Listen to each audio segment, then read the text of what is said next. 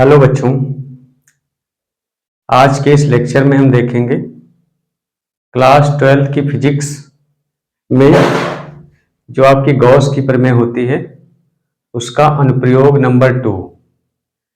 हमने इसके पहले वीडियो में आपको अनुप्रयोग 1 बताया था आपको, जिसमें हमने देखा था कि अगर कोई अनंत लंबाई का कोई चालक तार है तो उसके निकट विद्युत क्षेत्र की तीव्रता कितनी होती है, उसका व्यंजक हमने देखा था। अब हम आज जो है अनंत विस्तार की समतल आवेशित चादर के निकट विद्युत क्षेत्र की तीव्रता कितनी होती है ये देखने वाले हैं। तो इसके लिए हम क्या करेंगे दोस्तों, वीडियो शुरू करने से पहले आपको बता देते हैं दोस्तों कि अगर आप हमारे चैनल पे नए हैं तो आप हमारे चैनल को सब्सक्राइब कर लें और अपने दोस्तों को शेयर कर दें ताकि वो लोग भी हमारे वीडियोस को देख सकें। तो चलिए दोस्तों, आपको मैं बता दूं दोस्तों कि आप पूरा वीडियो देखिएगा और आपको बहुत ही अच्छे से आपका ये डेरिवेशन जो है, जो 5 नंबर का आता है, बहुत ही अच्छे से क्लियर होने वाला है। तो दोस्तों चलिए शुरू करते हैं। इसमें देखिए क्या कह रहा है दोस्तों कि अनंत विस्तार की समतल आवेशित चादर, मतलब आपको क्या मानना है, एक चादर माननी है जिसका विस्तार कितना होगा, अनंत होगा। तो हम क्या करेंगे, अब ये अनंत विस्तार का मतलब क्या है, अनंत विस्तार का मतलब क्या जमीन से लेकर आसमान तक की चादर होगी? ऐसा नहीं है। अनंत विस्तार की चादर का क्या मतलब है अभी मैं बताऊंगा। तो सबसे पहले हम क्या मानेंगे, अनंत विस्तार की समतल चादर होगी, चादर प्लेन होगी, समतल होगी। और वो चादर होगी कैसी, आवेशित होगी, एक समान आवेशित होगी। और उसके निकट हमको विद्युत क्षेत्र की तीव्रता का व्यंजक ज्ञात करना है। तो सबसे पहले हम मान लेते हैं दोस्तों, हम मान लेंगे कि माना, इस तरीके से हम लिखेंगे, माना इस तरीके से ऐसे हम बना लेते हैं और इसको मैं ऐसे लिख देता हूं।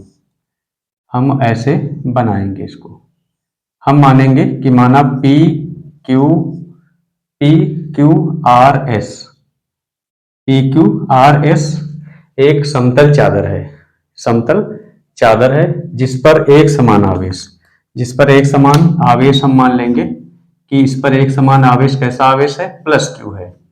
इस पर एक समान आवेश प्लस क्यू है, मतलब प्लस क्यू आवेश एक समान रूप से सब कहीं क्या हुआ है, फैला हुआ है। अब हमको क्या करना है, इस चादर के निकट, तो हम मान लेंगे, सबसे पहले हम क्या मानेंगे दोस्तों, सबसे पहले मानेंगे कि पी क्यू आर एस एक समतल चादर है। अब ये हमने ऐसे सीधा क्यों नहीं बनाया, हमने इस तरीके से क्यों नहीं बनाया दोस्तों, ऐसे ये तिरछी करके क्यों बनाया है, क्योंकि एक्चुअली में दोस्तों ये मैं बता देता हूं आपको, एक्चुअली में ये जो बोर्ड का तल है इसके लंबवत रखिए। जैसे हम ये मान ले कि ये चादर है, ये हमने मान लिया कि चादर, इसमें एक पृष्ठ ये है, ये दोस्तों इस तरीके से रखी हुई है। ये हमने एक कॉपी ले रखी है, तो ये एक्चुअली में दोस्तों किस तरीके से रखी हुई, ऐसे रखी हुई है, ऐसे, जिसमें एक पृष्ठ इधर है, एक पृष्ठ इधर है। तो अब ऐसे तो इसको हम बना नहीं सकते, तो इसीलिए दोस्तों इसको हमने इस तरीके से बना रखा है। इसका मतलब ये लंबवत ऐसे रखी हुई है। तो इसीलिए हमने कहा है कि पी क्यू आर एस एक समतल चादर है जिस पर एक समान आवेश प्लस क्यू एक समान रूप से फैला हुआ है।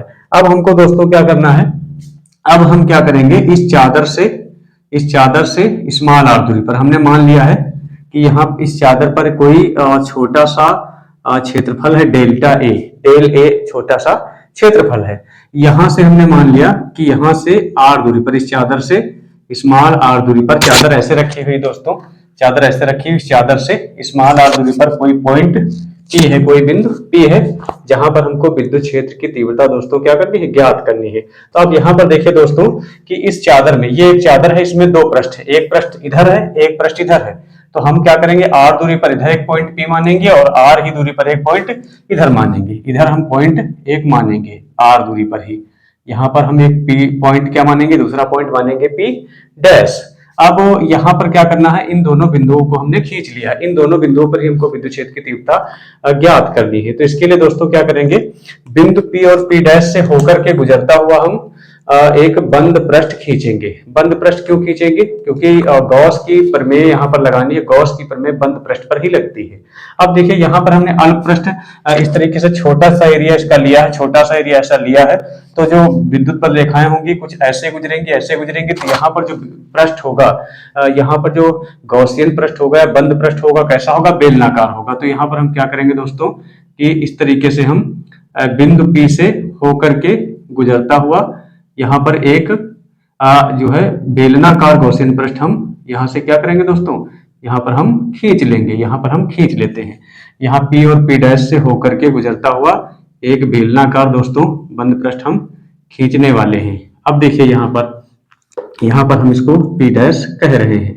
अब यहाँ पर देखिए, यहाँ पर ये जो एरिया है, अगर ये एरिया डेल ए है तो यहाँ पर भी जो एरिया है P बिंदु P जो है यहाँ पर बिंदु दोस्तों कैसा है? P है। तो यहाँ पर जो एरिया होगा, यहाँ पर एरिया होगा, इसको हम क्या कहेंगे? ये एरिया भी कितना होगा?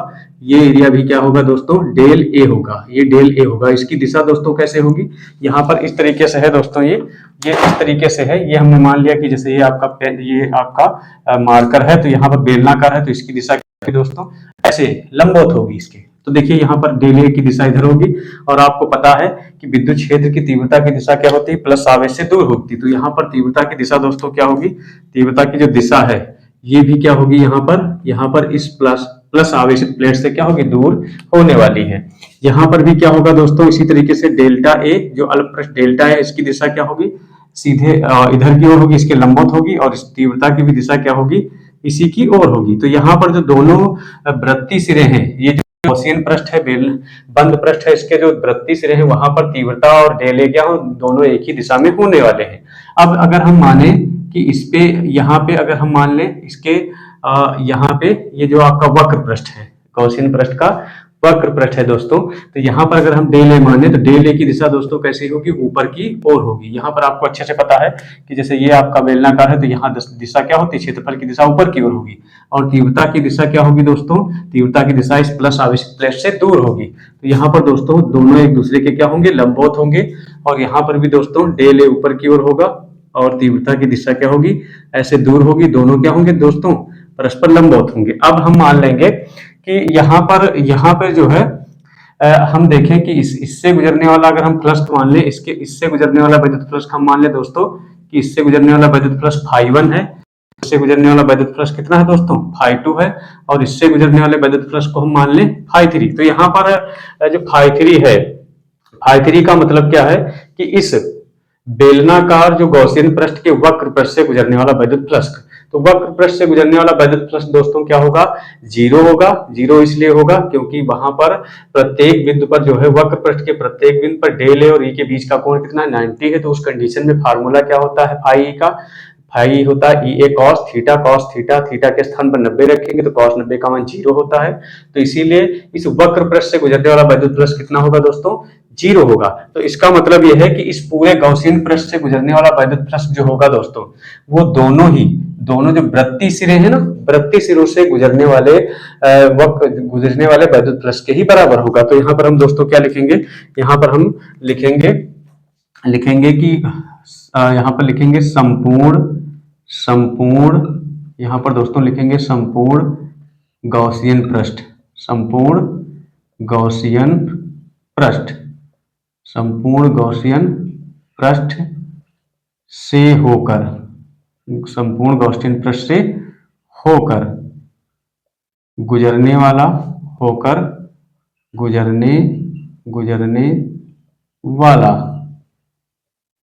जो कुल वैद्युत फ्लक्स होगा दोस्तों, कुल वैद्युत फ्लक्स, तो कुल वैद्युत फ्लक्स जो होगा दोस्तों वो क्या होगा? वो जो है केवल इन दोनों वृत्तीय सिरों से गुजरने वाले वैद्युत फ्लक्स के बराबर होगा। क्या होगा? दोनों वृत्तीय सिरों से गुजरने वाला वैद्युत फ्लक्स। तो अब देखिए दोस्तों, हम क्या करेंगे? यहां पर हम लिखेंगे, आपका लिखेंगे फाई ई जो है वो क्या हो जाएगा? इस वाले पहले वाले इस वाले वृत्तीय सिरे से गुजरने वाला वैद्युत फ्लक्स निकालें तो क्या होगा दोस्तों, E इंटू डेल ए, और कितना हो जाएगा दोस्तों, कास 0 और प्लस इस वाले से गुजरने वाला क्या हो जाएगा, E इंटू डेल ए, और कितना होगा दोस्तों, कास 0 तो यहाँ पर हम क्योंकि ये अल्प पृष्ठ हैं तो अल्प पृष्ठों से गुजरने वाले वैद्युत फ्लक्स को हम डेल फाई ई कह देते हैं। तो यहाँ पर दोस्तों क्या होगा, डेल फाई ई बराबर आपका हो जाएगा कॉस 0 का मान हो जाएगा 1, तो यहाँ पर इसका मतलब हो जाएगा E इंटू डेल ए और plus E into del A. तो फाइनली आपका क्या मिलेगा, यहाँ पर मिलेगा डेल फाई ई बराबर 2E इंटू डेल ए। तो यहाँ पर हमने क्या किया है, दोनों ही अल्प पृष्ठों, इन दोनों अल्प पृष्ठों से गुजरने वाला वैद्युत फ्लक्स निकाला, वही इस पूरे गॉसियन पृष्ठ से गुजरने वाले वैद्युत फ्लक्स के क्या होगा, बराबर होगा दोस्तों। तो अब देखिए क्या करेंगे हम लिखेंगे कि इसी प्रकार ये तो हमने लिखा है, ये तो लिखा है सिर्फ डेल ए के कारण गुजरने वाला फ्लक्स। इसी प्रकार यदि संपूर्ण चादर का जो क्षेत्रफल है, संपूर्ण चादर का जो क्षेत्रफल है हम मान लें कि A है, तब जो कुल वैद्युत फ्लक्स होगा दोस्तों, कुल वैद्युत फ्लक्स दोस्तों कितना होगा, ये आप देख लेते हैं, हो जाएगा फाई ई, तो फाई ई लिख देंगे 2E इंटू, अब यहाँ पर हम क्या करेंगे दोस्तों, हम क्या करेंगे, इसका इंटीग्रेशन करेंगे और यहाँ पर DA, अब यहाँ पर इंटीग्रेशन DA मतलब जो है इस तरीके के छोटे छोटे सारे जो अल्प पृष्ठ हैं सबको जोड़ देंगे तो टोटल एरिया जो है, इसका मतलब होता है योग, तो टोटल एरिया कितना आ जाएगा, A आ जाएगा। तो अब आपका हो जाएगा यहाँ पर फाई ई बराबर दोस्तों कितना हो जाएगा, 2E इंटू आपका हो जाएगा A। अब यहाँ पर फाई ई कितना होता है, गॉस नियम का अनुप्रयोग यहाँ पर हम करेंगे, तो फाई ई बराबर दोस्तों कितना होता है, Q अपान एप्सिलॉन नॉट, तो यहाँ पर रख देंगे Q अपान एप्सिलॉन नॉट, और ये हो जाएगा 2E इंटू ए। अब दोस्तों क्या करेंगे अब फाइनली हम लिखेंगे कि E बराबर यहाँ पर आप देख लेंगे, यहाँ पर आप इस तरीके से देख लेंगे, तो E बराबर दोस्तों ये निकालना है, E बराबर तो ये 2A नीचे आएगा इसे, तो हो जाएगा Q upon 2 epsilon not upon A। अब देखिए दोस्तों क्या होगा, ये Q अपान A जो है ना, Q अपान A, अब आपको पता है दोस्तों कि Q अपान A किसके बराबर होता है, सिग्मा के बराबर होता है। सिग्मा है आवेश का पृष्ठ घनत्व, तो ये हो जाएगा सिग्मा अपान 2 एप्सिलॉन नॉट। अब यहाँ पे E बराबर फार्मूला आ जाता है सिग्मा अपान 2 एप्सिलॉन नॉट। अब यहाँ पर हमने मान लिया है, हमको ये मानना है, हमने मान लिया है कि ये जो है अगर ये चादर वायु में रखी है तब जो तीव्रता होगी सिग्मा अपान 2 एप्सिलॉन नॉट होगी। लेकिन अगर हम मान लें कि जो चादर है वो के बराबर द्युतांक वाले माध्यम में हो, तब दोस्तों क्या होगा, तो E बराबर हो जाएगा sigma upon 2 epsilon not into के। यहाँ पर आप लिख लेंगे दोस्तों कि यदि चादर के बराबर द्युतांक वाले माध्यम में रखी हो तब E बराबर क्या होगा, सिग्मा अपान 2 एप्सिलॉन नॉट। अब यहाँ पर देखिए तीव्रता की दोस्तों दिशा क्या होगी, तो अगर ये प्लस आवेशित चादर है, चादर प्लस आवेशित है तो इसकी दिशा क्या होगी, उससे दूर होगी। अगर इस चादर पर माइनस का आवेश एक समान रूप से है तो इसकी दिशा तीव्रता की क्या होगी, इसी की ओर होगी। तो उम्मीद करता हूं दोस्तों कि आपको समझ में आया होगा। दोस्तों गर्मी बहुत ज्यादा हो रही है, इसीलिए बहुत ज्यादा पसीना आ रहा है। तो अगर आपको वीडियो अच्छा लगा हो तो लाइक करें, और अगर किसी प्रकार की दिक्कत आ रही है आपको वीडियो में तो आप कमेंट करें और अपने दोस्तों को शेयर करें। Thank you.